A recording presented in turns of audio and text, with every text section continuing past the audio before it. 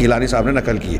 پھر ایک اور حوالہ، ایک اور عبارت نقل کی کہ جناب احمد رضا خان بریلوی صاحب فرماتے ہیں کہ اولیاء کرام مردے کو، شیخ احمد رضا خان بریلوی حضرات کے جو ہے مرکزی شخصیت مرجع، وہ کہہ رہے ہیں کہ اولیاء کرام مردے کو زندہ کر سکتے ہیں، مادر ذات اندھے کو اور کوڑھی کو شفا دے سکتے ہیں. سب یہ ربوبیت میں اللہ کا اختیار ہے.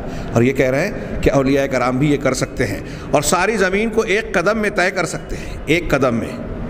یہ علامہ احسان علی ظہیر کی کتاب بریلویت سے اخذ کیا گیا، جو ان کی کتابوں سے نقل کردہ عبارتوں پر مشتمل ہے. نیز فرماتے ہیں اولیاء کرام اپنی قبروں میں حیات ابدی کے ساتھ زندہ ہیں، اور ان کے علم و ادراک سمع بس پہلے کی نسبت بہت زیادہ قوی ہیں. یعنی زندہ تھے تو ان کا علم و ادراک، سننا جاننا کمزور تھا، مرنے کے بعد بڑھ گیا، پہلے سے زیادہ قوی ہو گیا.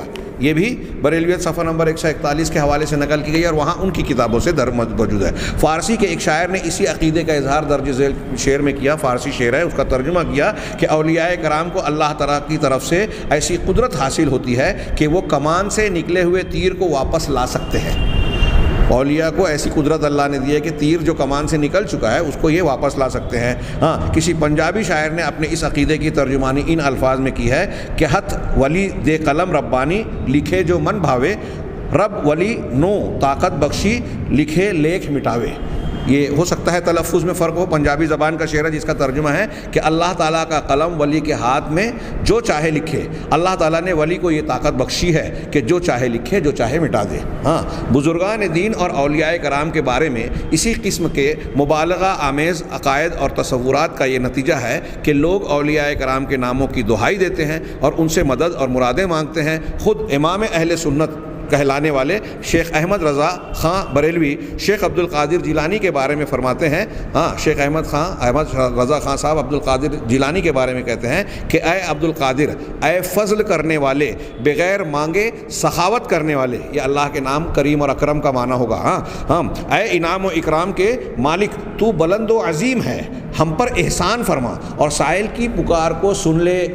اب دیکھیے احمد رضا صاحب کے ان الفاظ کے مطابق تو شیخ عبد القادر جیلانی کی بھی یہ خصوصیت ہے کہ وہ انعام و اکرام سے نواز سکتے ہیں، بغیر کسی بدلے کی خواہش کے سخاوت کرتے ہیں اور پکارنے والے کی پکار اور دعا کو سن سکتے ہیں. اے عبد القادر، ہماری آرزوؤں کو پورا کر.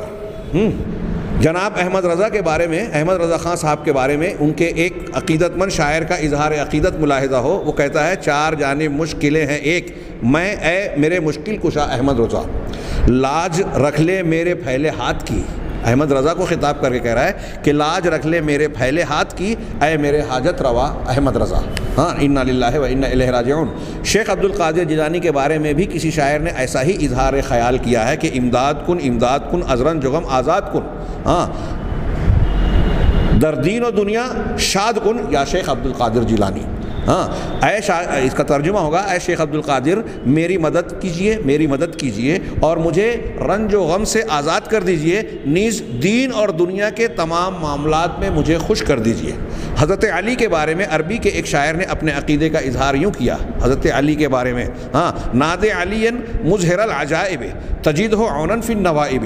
یہ پہلا مصرع ہوا، کلو ہم و غم سینجلی بے ولایتک یا علی یا علی، انا للہ و انا الیہ راجعون. لکھا ترجمہ ہے کہ عجائبات ظاہر کرنے والے علی کو پکارو، ناد پکارو. یہ شیعوں کا عقیدہ، ناد علی.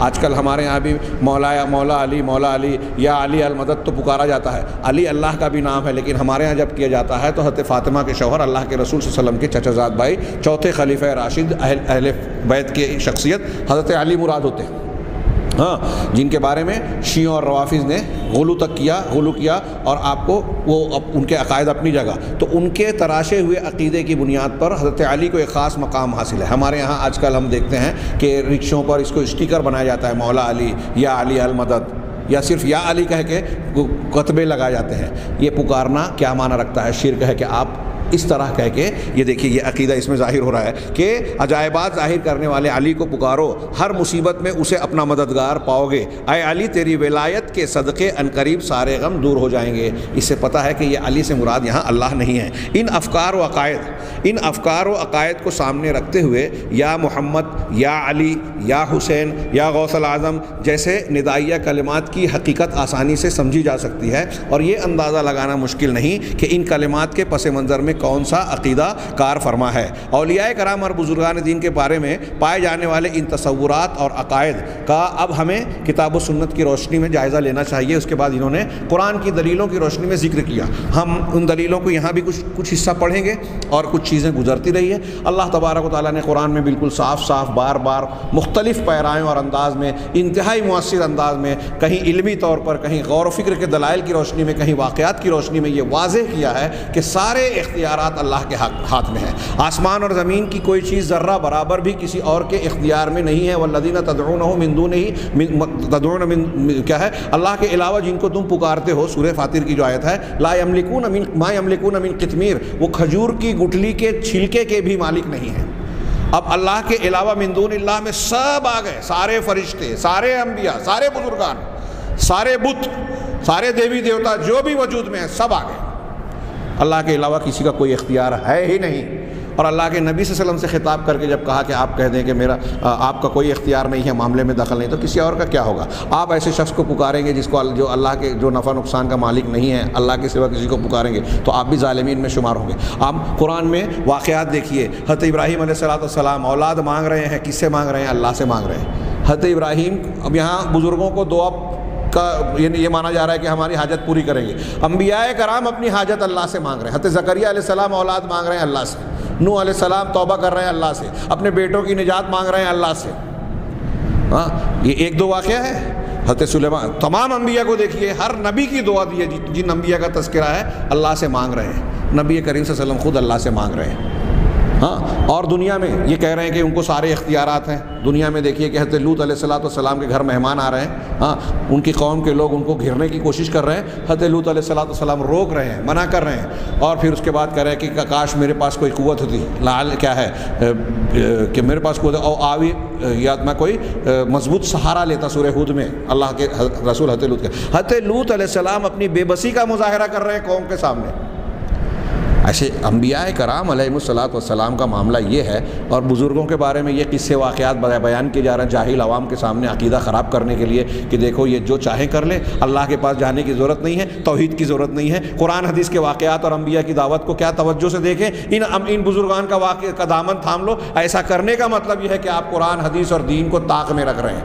ان واقعات کے تناظر میں میری بات اچھی طریقے سے، یہ میں اس درس کا آخری بات کہہ رہا ہوں آج کے درس کی، کہ ان واقعات کے تناظر میں آپ کا مقصد، بیان کرنے والوں کا مقصد آپ کو دیندار بنانا، کامیاب بنانا نہیں ہے، بلکہ آپ کو دین سے دور کرنا ہے، اللہ اور رسول کا باغی کرنا ہے۔ یہ جو ہمارا آج کا درس ہے کہ اللہ کے رسول صلی اللہ علیہ وسلم کے بارے میں یہ خصوصیت گڑھ لی گئی کہ آپ دعاؤں کو قبول کرتے ہیں، اس کا رد اور اس سے متعلقہ دلائل جو اس کتاب میں بیان کیے گئے انشاءاللہ ہم اگلے درس میں دیکھیں گے۔ اللہ تعالی ہمیں خیر کی توفیق دے۔ وآخر دعوانا ان الحمد للہ رب العالمین۔